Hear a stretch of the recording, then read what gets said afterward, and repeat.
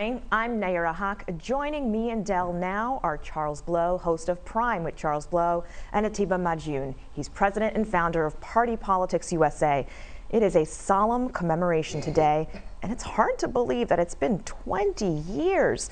Charles, you were at the New York Times on that day, and you sent someone down to cover the towers as they fell. What happened then? Well, we didn't know that the towers were going to fall. So the planes had hit. She called from her home. She lived in Brooklyn, and asked if she should go. I said yes. The idea that the towers would fall is still like one of these kind of unimaginable occurrences. Because you just think, how does this happen?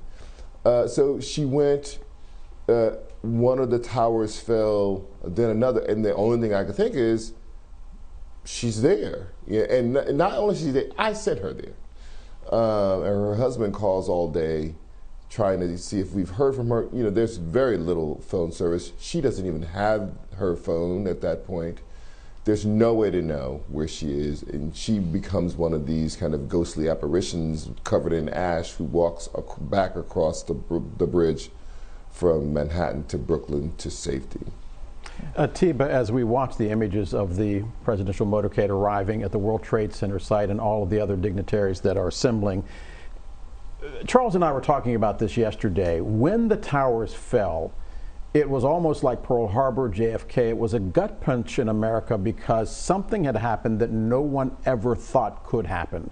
That sense of invulnerability that the U.S. had on that day collapsed completely.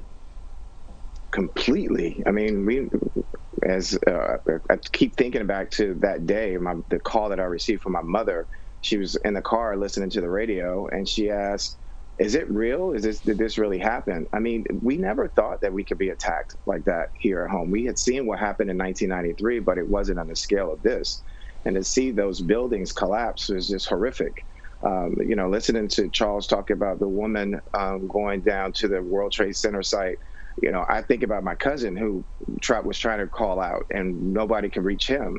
There's so many different things that I think that come up about this, but the biggest thing is the idea that a plane was used as a bomb. Where that idea even came from. But to watch the World Trade Center, the first plane, the people thought, I think yesterday we were talking on the panel, thought that it was a plane that had just gone off kilter or off radar, but that it actually was a bomb, and we knew that after the second. And of course, there were two more planes that crashed that day. And Dell, I think about, it's not just New York, right? This also, we experienced the Pentagon. The plane went down in Shanksville, Pennsylvania. I was there, actually. I was evacuated from Washington, D.C., from the capital area, and we're wandering around without cell phone service, trying to figure out what just happened, not only to us here, but elsewhere in the country. And it is the only time, really, that planes just stopped flying. I was anchoring the news in Washington on that day, and I remember coming into work and my wife calling me on the phone and saying a plane had crashed into the World Trade Center. And I said, yeah, that's happened before, a small Cessna. She said, no, this looks like a big plane. And as we were talking, the second plane pierced the second tower of the World Trade Center. And at that moment, I did a complete U-turn and started racing into the studios to get into the building.